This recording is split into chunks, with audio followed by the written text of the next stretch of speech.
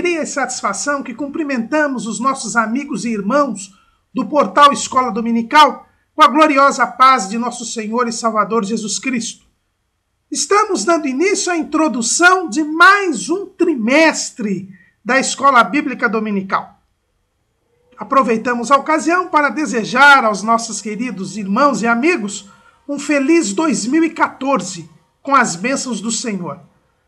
Agradecemos a Deus porque estamos dando início a mais um ano da Escola Bíblica Dominical. Essa escola que nunca tem formatura, porque nós estamos aprendendo a palavra de Deus e não há limite para o estudo da palavra de Deus. O nosso Deus é infinito e a palavra do Senhor sempre é motivo de aprendizado. Jamais nós iremos aprender tudo o que contém a Bíblia Sagrada. E nós agradecemos a Deus porque ainda temos liberdade de culto e de crença para podermos estudar com as portas abertas a palavra do Senhor, de podermos divulgar pela rede mundial de computadores o estudo da palavra do Senhor. Este primeiro trimestre de 2014 será também um trimestre bíblico. É assim que nós temos denominado o trimestre que se dedica ao estudo de um ou de mais livros das Escrituras Sagradas. Nós terminamos o ano de 2013 estudando 2 livros do Antigo Testamento, os livros de Provérbios e de Eclesiastes. E nós agora iremos começar o ano de 2014 também estudando um livro do Antigo Testamento. Desta feita, nós vamos estudar o livro do Êxodo, o segundo livro da Bíblia, que faz parte dos livros da lei, do Pentateuco, dos livros de Moisés. O título do nosso trimestre é Uma Jornada de Fé, a formação do povo de Israel e sua herança espiritual. O comentarista desse trimestre é o grande mestre da Escola Bíblica Dominical, é o pastor Antônio Gilberto. Uma jornada de fé. Esse é o título do nosso trimestre. E, sem dúvida alguma, é um título muito feliz, porque nós vamos estudar o livro de Êxodo. Êxodo é uma palavra grega que significa saída. Ex é sair, do lado de fora, odos é caminho. Então é o caminho para fora, é a saída. É o nome que os gregos deram a este segundo livro da Bíblia Sagrada. Os irmãos sabem que por volta do século IV a.C., o faraó do Egito, o rei do Egito, Ptolomeu Filadelfo, ele pediu para que os judeus traduzissem para o grego a Bíblia Sagrada. Eles estavam montando a Biblioteca de Alexandria, a maior biblioteca do mundo antigo, e então os rabinos, diz a tradição que 70 rabinos traduziram para o grego as escrituras hebraicas, a chamada Septuaginta. E os gregos deram títulos gregos aos livros do Antigo Testamento, que são os títulos que nós adotamos até hoje. Então, o primeiro livro da Bíblia, o Gênesis, que é uma palavra grega que quer dizer origem. O segundo livro da Bíblia, eles deram o nome de Êxodo, porque o tema do livro, o conteúdo do livro, é a saída do povo de Israel do Egito.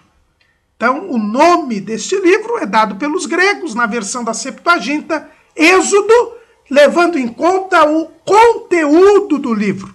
Então, Êxodo quer dizer saída, porque o tema principal do livro é a saída de Israel do Egito, da escravidão do Egito. Os israelitas, entretanto, dão os nomes diferentes aos livros do Antigo Testamento. Eles tiram as primeiras palavras do livro e dão um nome pelas primeiras palavras do livro. Então, o primeiro livro da Bíblia, o livro do Gênesis, ele é chamado de Bereshit pelos judeus. Por quê? Bereshit são as primeiras palavras do livro. No princípio, se o irmão abrir a Bíblia lá em Gênesis 1:1, o irmão vai ver que o livro começa: no princípio criou Deus os céus e a terra. Então, por isso que os judeus chamam o primeiro livro da Bíblia de Bereshit. E o segundo livro da Bíblia não é diferente. Se nós abrirmos a Bíblia em Êxodo, capítulo 1, versículo 1, nós vamos encontrar ali: estes, pois, são os nomes dos filhos de Israel que entraram no Egito com Jacó. Então, as primeiras palavras, estes são os nomes dos filhos de Jacó. Então, o nome que os judeus deram ao livro, primeiramente, um grupo de judeus deu o nome de Ve'el, que quer dizer estes são, que são as primeiras palavras do livro. Mas a denominação que ficou mais conhecida e que se consagrou entre os judeus é Shmot. Shmot, que quer dizer nomes. Estes, pois, são os nomes dos filhos de Israel. Então, o nome, nomes, Shmot, foi o nome dado ao livro, ao segundo livro da Bíblia Sagrada. Então, o livro do Êxodo, que é o nome grego dado na Septuaginta, que leva em conta o conteúdo, mas o nome hebraico deste livro é nomes, Shemot, por causa do início do livro de Êxodo. Estes, pois, são os nomes dos filhos de Israel. Este segundo livro da Bíblia pertence ao primeiro grupo de livros do Antigo Testamento. Os irmãos sabem que o Antigo Testamento é dividido pelos estudiosos das Escrituras em 4 grupos. Os livros da lei, que são os 5 primeiros livros, escritos por Moisés, o chamado Pentateuco. Os livros históricos, que começam em Josué e terminam em Esther. Os livros poéticos, que começam em Jó e terminam em Cantares de Salomão. E os livros proféticos, começam em Isaías e vão até Malaquias. Então são os 4 livros. O primeiro grupo é a chamada Torá. Torá, que nós traduzimos como lei, mas na verdade Torá quer dizer instrução, ensino, que são os 5 primeiros livros da Bíblia escritos por Moisés. Então, o livro que nós vamos estudar, o Êxodo, faz parte do Pentateuco, deste primeiro grupo da Torá, que os judeus leem todo ano. Todo ano, sábado após sábado, os judeus leem desde o começo do livro do Gênesis até o livro de Deuteronômio. São 5 livros da lei: Gênesis, Êxodo, Levítico, Números e Deuteronômio. Então nós temos aqui o segundo livro, que vai ser o objeto do nosso estudo, é o livro do Êxodo, que é escrito por Moisés. É verdade que existem aqueles chamados críticos bíblicos que questionam a autoria do Pentateuco, dizem que é apenas uma lenda ele ter sido escrito por Moisés, mas nós não vamos levar em conta estes críticos. Por quê? Porque Jesus mesmo disse que esses livros foram escritos por Moisés. Então, se Jesus disse que esses livros foram escritos por Moisés, quem somos nós para discutir com o Senhor Jesus? Porque ele é o criador da própria palavra.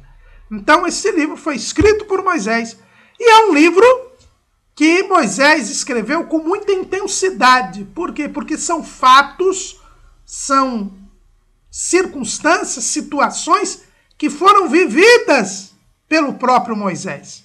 Se ele escreveu o livro do Gênesis por revelação divina e por tradição oral, pelo que ele tinha aprendido com seus pais, o relato do livro do Êxodo, pelo menos a partir do capítulo 3, foram fatos vivenciados, vividos por Moisés. É por isso que a narrativa do livro do Êxodo ela é mais intensa do que a narrativa do livro do Gênesis. Porque o autor, Moisés, ele vivenciou os fatos que estão narrados no livro do Êxodo. O livro do Êxodo é, como eu disse, faz parte dos chamados livros da lei. Mas nós devemos aqui dar uma noção exata a respeito dessa expressão livros da lei. Na verdade, como eu disse para os irmãos, se costuma traduzir Torá por lei. Mas a palavra Torá, na verdade, quer dizer instrução, ensino.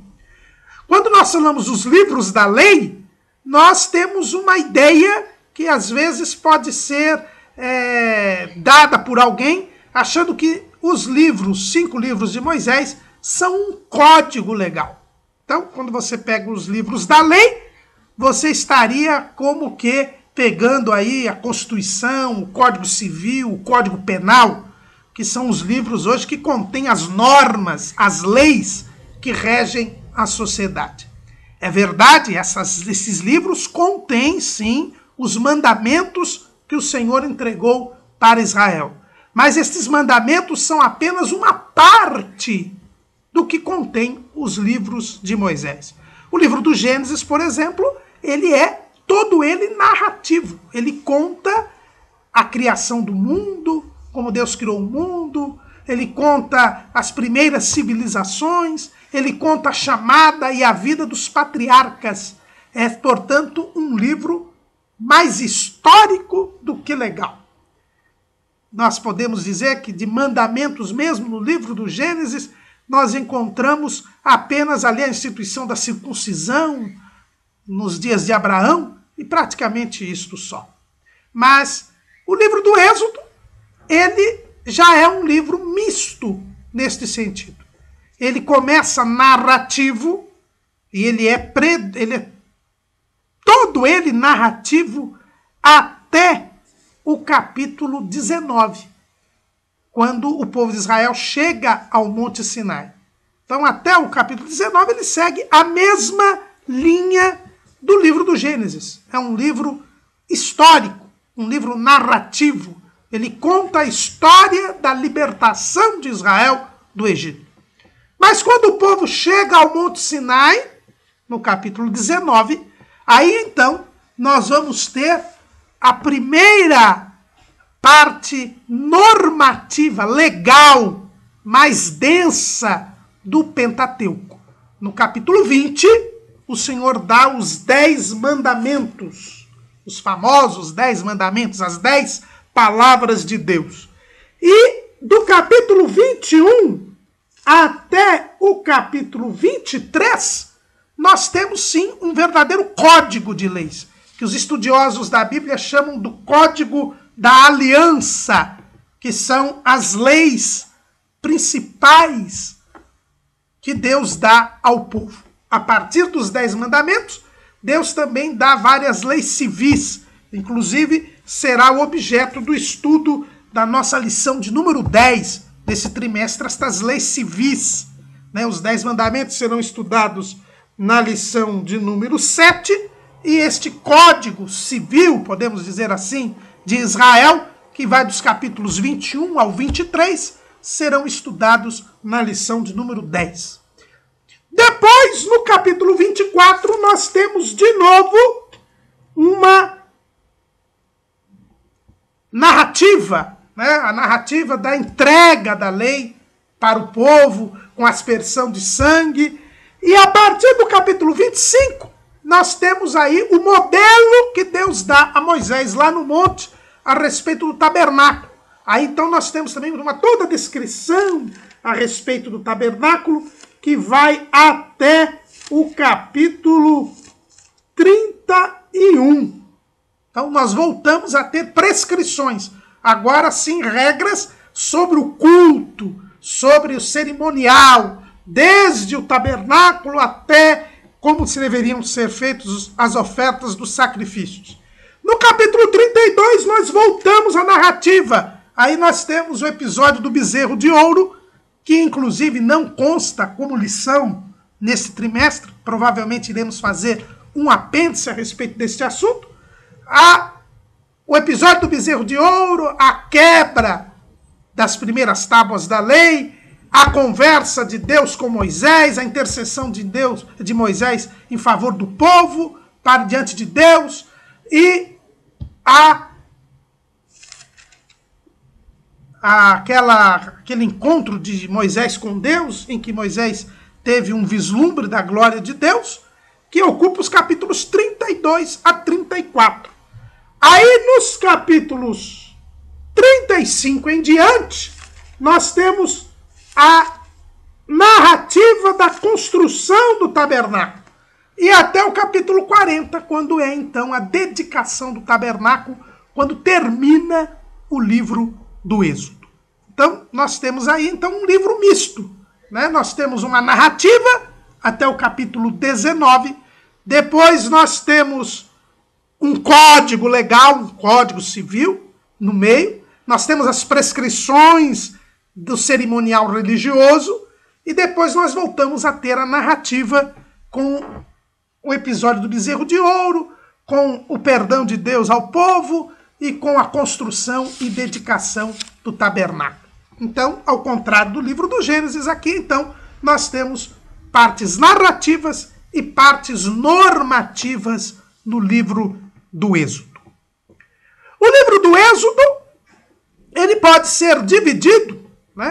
Nós vimos aí que ele é narrativo e normativo, mas o livro do Êxodo ele costuma ser dividido de duas maneiras pelos estudiosos da Bíblia Sagrada. Em primeiro lugar, há aqueles que dividem o livro em duas partes. A primeira parte até o capítulo 15, que contaria a libertação do povo. A libertação do povo de Israel.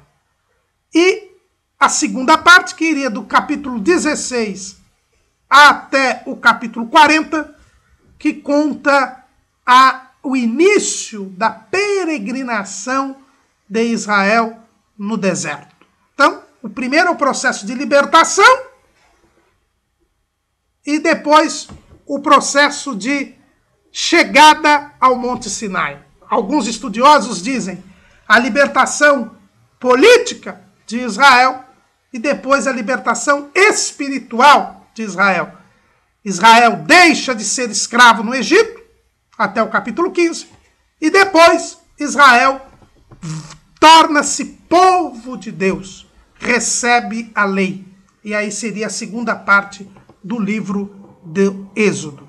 Então, a libertação política, os 15 primeiros capítulos, e a libertação espiritual, o encontro da lei, a entrega da lei, e que começa com a chegada ao Sinai, a entrega dos 10 mandamentos, e termina com a dedicação do tabernáculo, que era o lugar onde Israel iria cultuar a Deus. Outros estudiosos da Bíblia dividem o livro em 3 partes, porque são 3 os cenários do livro do Êxodo. O primeiro cenário é o Egito. São os hebreus no Egito, que vai do capítulo 1 até o capítulo 15, quando o povo está no Egito. Depois nós temos o segundo cenário, que vai do capítulo 16 até o capítulo 18, que é Israel no deserto. Então Israel estava no Egito, foi liberto por Deus, atravessa o Mar Vermelho, termina o capítulo 15. Então Israel no Egito é a primeira parte do livro. Depois nós temos do capítulo 15 até o capítulo 18, Israel no deserto. Quando ele atravessa o Mar Vermelho e entra no deserto. E vai até o capítulo 18. No capítulo 19, Israel chega ao Monte Sinai. É o terceiro cenário onde é entregue a lei para o povo de Israel por intermédio de Moisés no Monte Sinai. E eles ficam ali naquele monte, praticamente 14 meses eles ficam ali naquele monte, e termina o livro do Êxodo eles ali no Monte Sinai, dedicando o tabernáculo. Então, esses outros estudiosos da Bíblia dividem o livro do Êxodo em 3 partes. Israel no Egito, até o capítulo 15. Israel no deserto, capítulos 16 a 18. E Israel no Sinai, capítulo 19 até o 40. Então são estas as divisões dos estudiosos da Bíblia Sagrada. Nestas 2 divisões que nós vimos, estas dois critérios de divisão do livro, nós vemos a importância da travessia do Mar Vermelho, que está ali mencionada no capítulo 14 e 15 do livro do Êxodo, que é justamente a capa da nossa revista. A capa da nossa revista mostra 2 colunas de águas e um caminho aberto. É a travessia do Mar Vermelho, que é, sem dúvida alguma, o ponto principal do livro do Êxodo. A travessia do Mar Vermelho, ela indica a libertação de Israel. Ela foi definitiva a partir do momento que Israel atravessa o Mar Vermelho e chega ao outro lado, e o mar se fecha, e os egípcios são mortos, e não há mais qualquer possibilidade de Israel voltar a ser escravo. A travessia do Mar Vermelho é este fato que consuma a liberdade do povo de Israel. Por isso que é o episódio central do livro do Êxodo, que mostra a mudança. Não diríamos o mais importante, porque, sem dúvida nenhuma, a entrega da lei no Monte Sinai torna Israel uma nação, mas é o fator que dá a liberdade, que dá o início a uma nova fase na vida de Israel. E isso, quem nos afirma é o próprio apóstolo Paulo. O apóstolo Paulo, ele faz uma interessante aplicação espiritual da história de Israel na nossa vida espiritual. Os irmãos sabem que o escritor aos Hebreus, ele diz que tudo o que aconteceu no tempo da lei é sombra, é figura, é símbolo da vida que nós temos na dispensação da graça. Lá em Hebreus capítulo 10, versículo 1, é dito, portanto, porque tendo a lei a sombra dos bens futuros, e não a imagem exata das coisas, nunca pelos mesmos sacrifícios que continuamente se oferecem cada ano, pode aperfeiçoar os que a eles se chegam.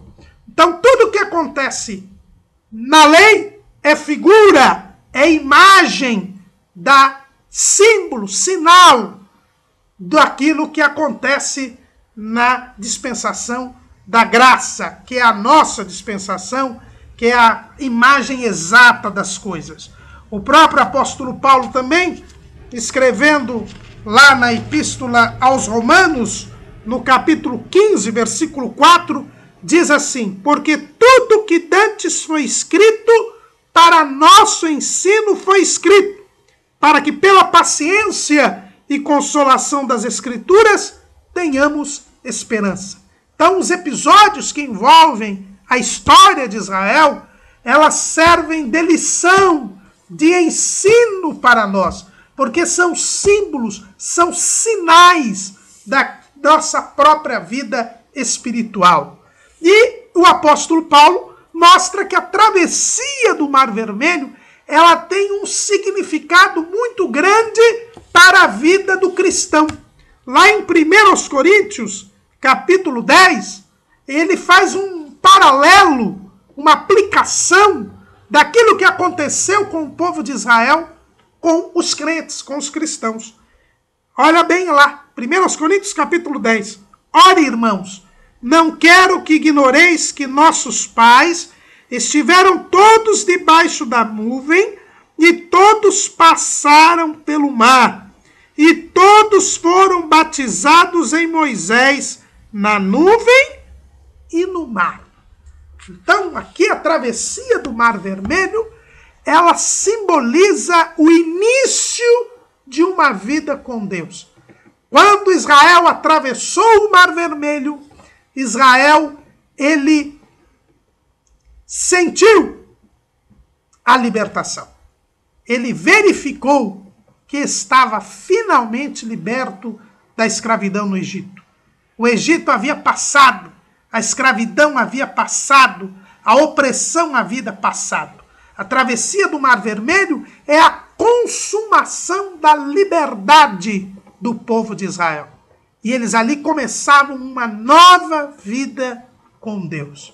É isso que o apóstolo Paulo nos mostra, que eles foram como que batizados em Moisés, na nuvem e no mar. Porque a nuvem é que dirigiu o povo para entrar no caminho da travessia do Mar Vermelho, e a nuvem que era luz para os israelitas era escuridão para os egípcios. A travessia do Mar Vermelho, então, simboliza o início de uma nova vida, de uma vida com Deus. Então, a travessia do Mar Vermelho simboliza o início da nossa vida com Cristo, publicamente. É por isso que Paulo fala que foram batizados em Moisés. É o símbolo do batismo nas águas. Quando nós somos batizados nas águas, nós confessamos a todos que nós morremos para o mundo e agora vivemos para Deus. É isto que a travessia do Mar Vermelho representa espiritualmente, o batismo nas águas.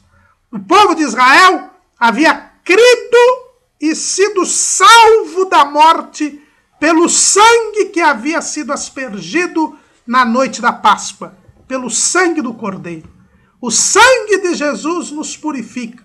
Nós nos convertemos, nós passamos da morte para a vida quando nós cremos em Jesus, em Cristo, que é a nossa Páscoa, que é o Cordeiro de Deus que tira o pecado do mundo.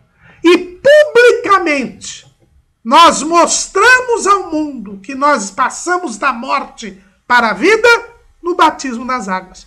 É isso que simboliza a travessia do Mar Vermelho. O significado espiritual, ele aponta para o batismo nas águas, para a pública manifestação de que nós deixamos o mundo e agora vivemos para Deus. O título do nosso trimestre é uma jornada de fé, é uma caminhada de fé. A fé está presente em todo o livro do Êxodo. A fé, a confiança que Israel tinha em Deus. Quando Israel foi escravizado no Egito, ele buscou a Deus, ele clamou a Deus, ele confiou nas promessas de Deus, que Deus havia dado a Abraão, a Isaac, a Jacó, de que eles seriam senhores da terra de Canaã. Quando Jacó foi para o Egito por causa da fome, e José ali governando o Egito, o povo ali ficou no Egito, muito bem tratado no Egito, e talvez tenha esmorecido este seu desejo de ir para Canaã. Quando José morreu, nós vemos bem claro isso em Gênesis capítulo 50, que José tinha a esperança de ir para Canaã. Como servo de Deus, ele mantinha firme convicção que Deus cumpriria as suas promessas. Tanto que ele pede aos seus irmãos que não permitissem que ele fosse sepultado no Egito, mas que ele, quando o povo fosse para Canaã, levasse os seus ossos. Porque ele não queria ficar no Egito. A sua esperança não era o Egito. A sua esperança era a esperança de ir para Canaã. Então, era esta a esperança de José. Era esta a esperança dos patriarcas. Mas parece que o povo se acostumou com a boa vida no Egito. E Deus permitiu a opressão sobre os hebreus no Egito, para que eles desejassem novamente sair do Egito. E foi assim. Mas Israel clamou a Deus. E em clamando a Deus, Deus ouviu este clamor e chama Moisés, lá no Monte Horebe, para que fosse libertar o povo. Quando Moisés chega, faz os sinais, o povo crê e adora ao Senhor. São manifestações de fé. Depois, Moisés, ele vai aplicando as pragas no Egito, o povo vai vendo o poder de Deus, que é o único e verdadeiro Deus, o coração de Faraó vai endurecendo e Deus vai aplicando juízo sobre o Egito, até que Faraó não mais suporta e deixa que Israel vá embora. E com esse grande milagre do Mar Vermelho se consuma a liberdade. É a fé, é um caminho de fé. O povo, confiando em Deus, obteve a sua libertação por uma forma sobrenatural e vai até o encontro de Deus no Monte Sinai. E ali também, pela fé, eles aceitam ser o povo de Deus e Deus lhes dá a lei. Nós vamos estudar tudo isso em minúcias durante o trimestre. Mas ao mesmo tempo que nós vemos a fé atuando, nós também vemos já a incredulidade. É a incredulidade que está presente no povo que se deixou envolver pela vida no Egito. Depois, no próprio Moisés, que teve que ficar 40 anos no deserto, e que quando é chamado por Deus, demonstra uma resistência em atender a esse chamado. Do próprio povo, que quando aumenta a opressão, quando Moisés vai até o encontro de Faraó, o próprio povo se torna incrédulo. Precisa vir as pragas para aumentar a fé do povo. E o próprio povo que depois ou antes mesmo do milagre do Mar Vermelho, começa a ter saudades do Egito e naquela caminhada até o Sinai demonstra por 7 vezes incredulidade. E por isso eles não recebem a promessa de Abraão e acabam por ter que receber a lei, que seria uma espécie de aio para a promessa de Abraão. Então, nós temos aí esse contraste da fé e da incredulidade no livro do Êxodo. O subtítulo do nosso trimestre é A Formação do Povo de Israel e Sua Herança Espiritual. Então, aqui nós temos o livro do Êxodo, ele termina a questão da formação do povo de Israel. Os irmãos sabem que para que se forme uma nação ela precisa ter um povo, ela precisa ter uma cultura, ela precisa ter um governo e ela precisa ter um território.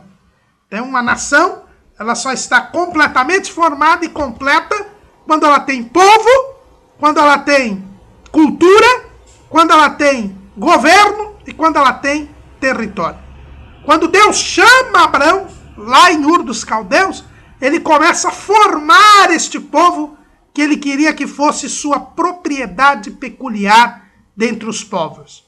E nesta formação, desta propriedade peculiar dentre os povos, ele começa com Abrão e ele diz, eu te farei uma grande nação. Então, Abrão não era uma nação, era apenas um casal sem filhos ainda, com uma mulher estéril, como era Sarai. E Deus então começa ali a formação deste povo. O livro do Gênesis termina com este povo tendo apenas 70 pessoas. E é assim que começa o livro do Êxodo. Estes, pois, são os nomes dos filhos de Israel que entraram no Egito com Jacó. Cada um entrou com a sua casa.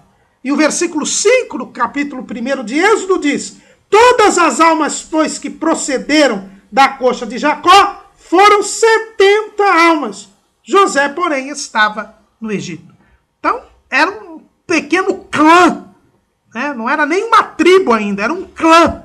Né? Nós temos uma família, e depois, quando a família começa a crescer, né? Juntando aí genro, nora, neto, bisneto, nós temos o que nós chamamos de clã. Então, o povo de Israel entrou como apenas um clã no Egito.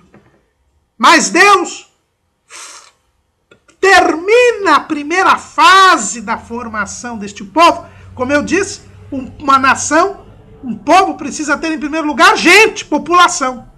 E é isso que o livro do Êxodo começa dizendo, que Deus, no Egito, fez com que o povo se multiplicasse grandemente.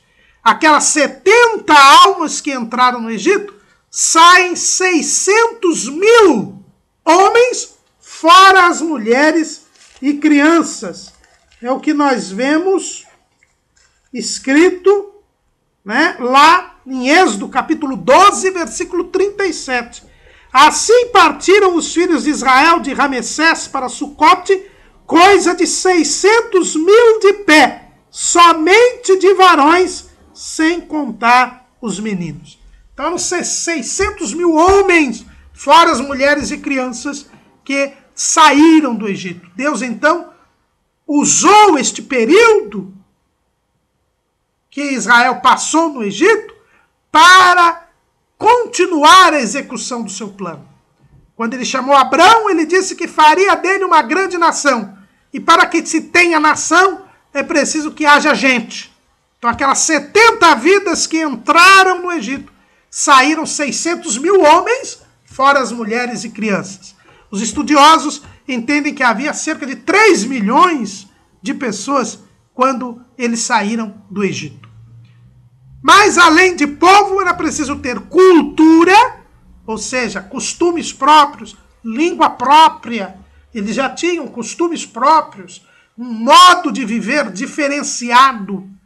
Israel tinha que montar uma cultura. Embora eles vivessem separados dos demais egípcios, com costumes próprios, com atividades próprias, a influência do Egito era evidente. Depois que as pessoas passam séculos num lugar, elas se amoldam. Vejam aí os imigrantes que estão aqui no Brasil.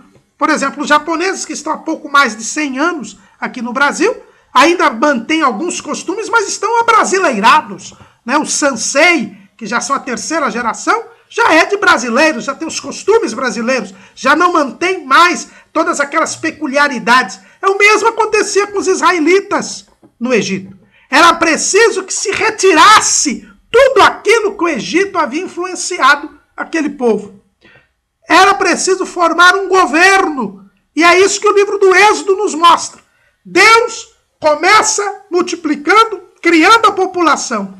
Depois ele vai moldar os costumes dos israelitas. Ele precisa tirar o povo do Egito para moldar estes novos costumes. Ele precisa trazer um governo, trazer leis próprias, trazer todo um conjunto de leis para este povo, para que ele fosse o povo de Deus. E ele depois iria dar o território, né, a terra de Canaã.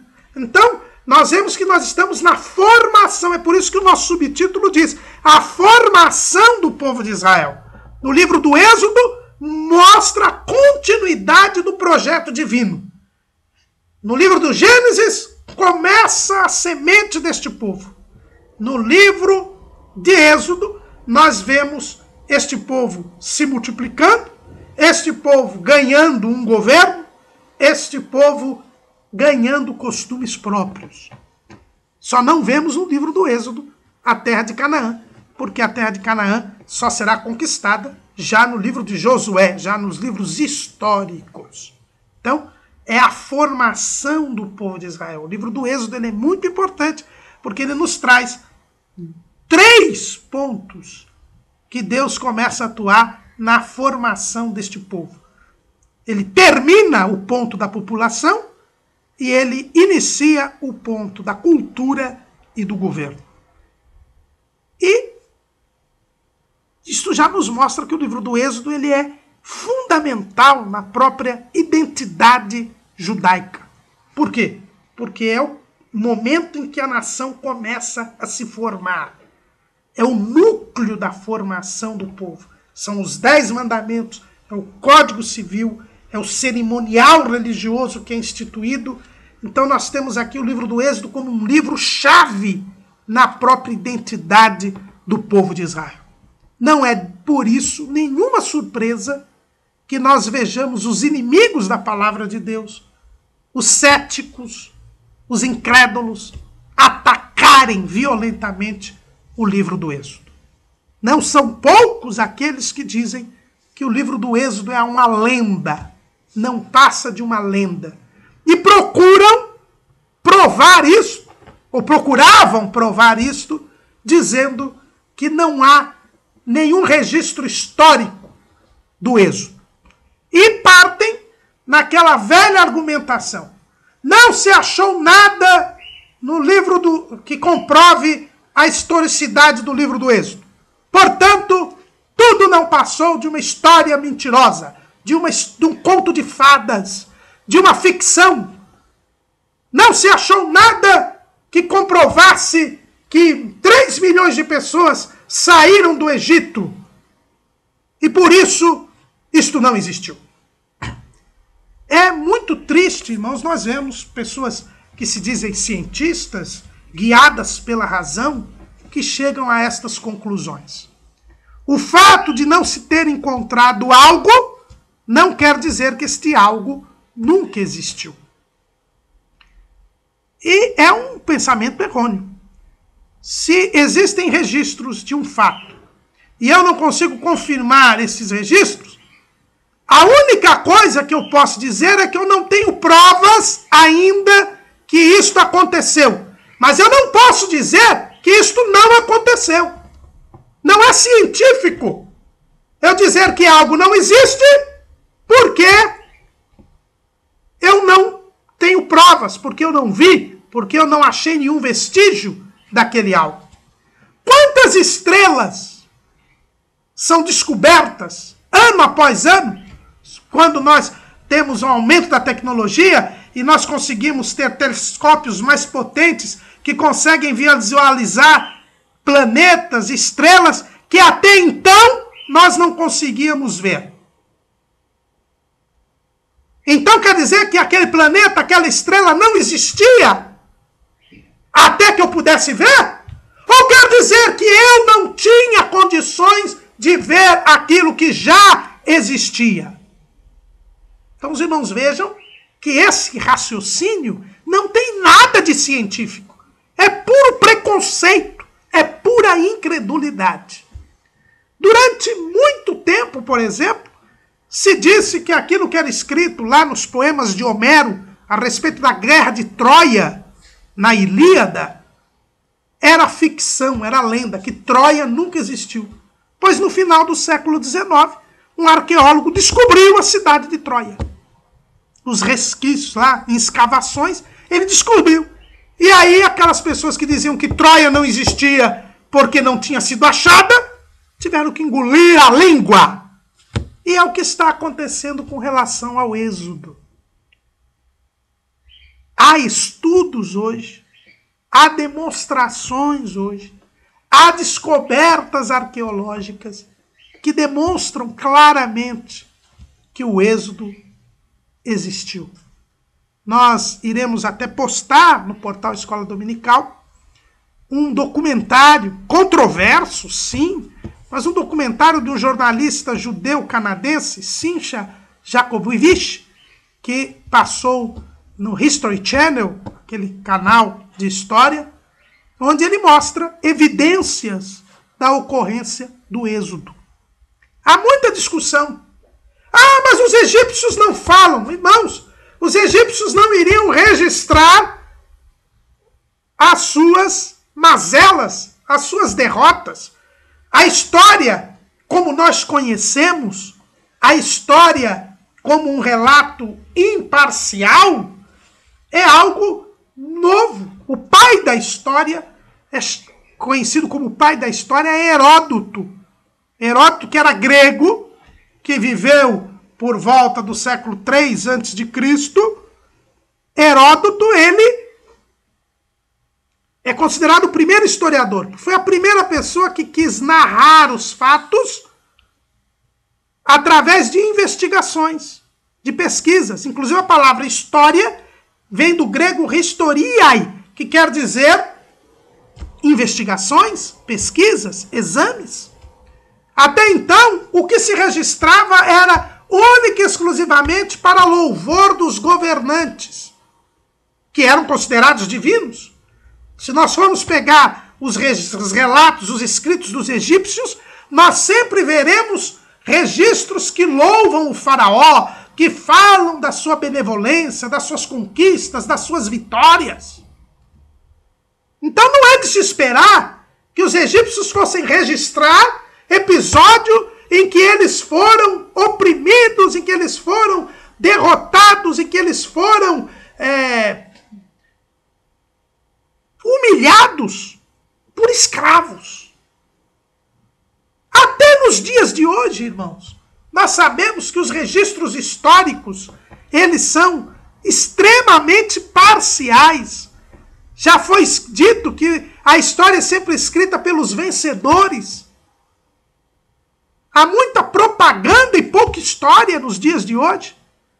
Basta ver, aqui no Brasil, por exemplo, como se procura eliminar todos os registros do chamado regime militar, justamente por governantes que sofreram durante aquele regime. Escamoteando a história, querendo mudar até nome de ruas, para não homenagear pessoas que foram personagens históricas do nosso país. Só por revanche, por vingança. Se isso acontece hoje, com toda esta tecnologia, com toda a informação que nós temos, que dirá naqueles tempos antigos? Então dizer que não há registros entre os egípcios a respeito dos episódios do livro do Êxodo, e por isso eles não existiram, é totalmente absurdo. É estar fora do contexto histórico. Mas não é só isso, irmãos. Apesar de tudo, já se acharam registros que dão conta dos episódios do Êxodo. Os irmãos verão nesse documentário várias provas a respeito disto. Existe uma coluna, um registro chamado coluna de Menephtah, que é o nome de um faraó, onde um escriba egípcio narra episódios que teriam acontecido, provavelmente no reinado de Amoses I, em que ele relata esses episódios que são exatamente as pragas que estão registradas no livro do Êxodo. Então, esse argumento de que não se achou registro, nem este argumento vive mais, pode subsistir mais. Há muita discussão sobre a data do Êxodo. Existem dois grupos principais. Um grupo que situa este episódio por volta do século 13 a.C. e outro grupo que situa estes episódios no século 15 a.C.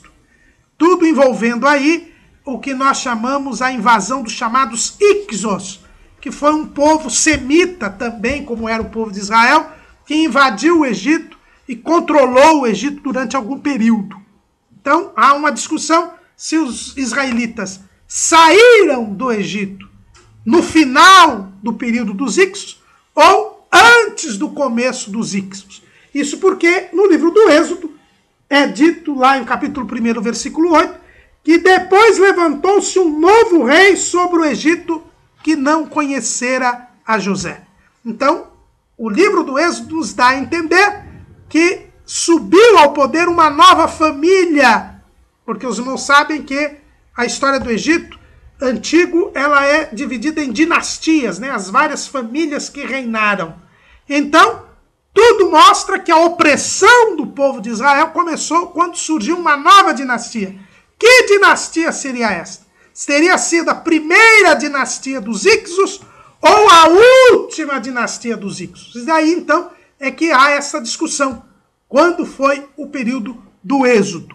Nesse documentário, Simcha Jakobovich, ele entende que é o final do período dos Ixos. Então, seria ali no século XV, que teria acontecido o Êxodo. E ele traz muitas provas. Mas existe, então, essa dualinha. O faraó que teria enfrentado Moisés teria sido Amoses I ou Ramsés II. Então, essas são as duas posições que existem. Outra coisa que se discute é com relação à travessia do Mar Vermelho. Já se foram feitas muitas expedições no Mar Vermelho, que é aquele mar que separa a África da Ásia, e teriam se discutido, porque não se teria achado restos de carruagens, não se teria achado esqueletos, já que o exército ali tenha se colocado. Em primeiro lugar, o Mar Vermelho é muito grande. Então, também achar isso e milênios depois não é coisa muito fácil. Né? Não se acha navios com informações de onde eles afundaram e em datas mais recentes. Aí é muito difícil se achar, vez ou outra se acha um navio, né, grande, muitas vezes, e com muitas informações de local, que dirá no livro do Êxodo, onde os nomes que são dados dos lugares são nomes dados pelos hebreus e nomes que não eram conhecidos, a não ser pelos hebreus, e que não estão mais lá. Então, há uma dificuldade geográfica de localização no livro do Êxodo que é mais do que perceptível. É a mesma coisa que nós, se os índios brasileiros tivessem escrita, nós encontrássemos alguns registros dos índios brasileiros dando nomes de lugares aqui no Brasil antes que os portugueses tivessem chegado. Como é que nós íamos saber quais eram esses lugares dados pelos índios, se hoje os lugares têm outros nomes e foram dados pelos colonizadores? Então não há realmente condição de se exigir isso. Né? Há essa dificuldade geográfica no livro do Êxodo. Mas há também uma discussão. Teria sido o Mar Vermelho mesmo, como nós conhecemos hoje, o Mar Vermelho, ou teria sido um lago, que é chamado de Mar de Juncos, que também ali dividia aquela área. Né? O Sincha Jacobovich entende que seria o Mar de Juncos, até porque a expressão na Bíblia, Yam Suf, para Mar Vermelho, quer dizer Mar de Juncos, na verdade. Mas existe também já outra pesquisa com relação a esse episódio também. Existe uma outra pesquisa recente, de uns 10 anos atrás, em que se coloca uma travessia alternativa no próprio Mar Vermelho e, segundo esses investigadores, esses pesquisadores, eles trazem algumas provas arqueológicas que dão a entender que teria sido aquele lugar onde se encontram algumas evidências. Existe também uma discussão, então, com relação a essa travessia do Mar Vermelho, mas tanto num caso quanto no outro existem evidências. E diante destas evidências, nós não podemos dizer que nunca existiu. Então existem essas discussões, mas o importante que nós queremos deixar claro aqui, nós vamos colocar esses documentários, esses artigos a respeito desse assunto. O importante para os irmãos é o seguinte, é que dizer que não se achou nada, como se falam os incrédulos, é mentira. Existem sim evidências que demonstram que houve sim o êxodo. Há discussões quanto a datas, há discussões quanto a locais, mas existem sim evidências. E nós não nos prendemos a estas evidências. Nós confiamos na palavra de Deus. A palavra de Deus é a verdade. Nós não precisamos das evidências para crer que Israel foi para o Egito, foi oprimido e escravizado no Egito, foi liberto por Deus com mão forte e foi até o Sinai e lá recebeu a lei e se transformou no povo de Deus, na propriedade peculiar dentre os povos. Toda essa discussão é porque todos sabem que o livro do Êxodo é fundamental para a identidade do povo de Israel. E o povo de Israel está aí. E o povo de Israel é distinto dos demais povos. Tem uma milenar cultura, segue uma milenar lei. E a prova maior é de que do seu seio surgiu Jesus Cristo. E nós somos salvos. E aqueles símbolos e sinais do livro do Êxodo são realidade na nossa vida. Isto é uma verdade incontestável, uma verdade insofismável. E nós não precisamos saber se o faraó do Êxodo foi Ramsés I, se foi Ramsés II, se foi Amenhotep III, Amenhotep II, enfim. O importante é saber que esses fatos aconteceram. Aconteceram por um propósito divino. E que Deus cumpriu o seu propósito. Livrou o seu povo. Formou o seu povo. E esse povo deixou uma herança espiritual. Até a vinda do Messias. Que cumpriu tudo quanto estava previsto na lei. E nós estamos salvos e estamos caminhando para o céu. O livro do Êxodo nos ensina como o povo de Deus deve sair do Egito para chegar a Canaã. Que nós possamos proceder desta maneira. Tendo saído do mundo, que é o Egito espiritual, possamos chegar também a Canaã celestial. O trimestre, ele tem 3 blocos. O primeiro bloco, as 5 primeiras lições, nós vamos estudar a libertação de Israel no Egito.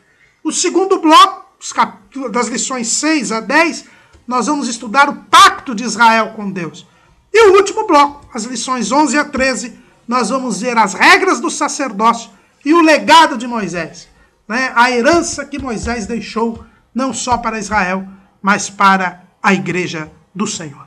Que neste trimestre, nós, nos aprofundando no estudo do livro do Êxodo, nós tenhamos este firme propósito de pertencermos a este povo, que saiu do mundo do pecado e que vai para Canaã celestial.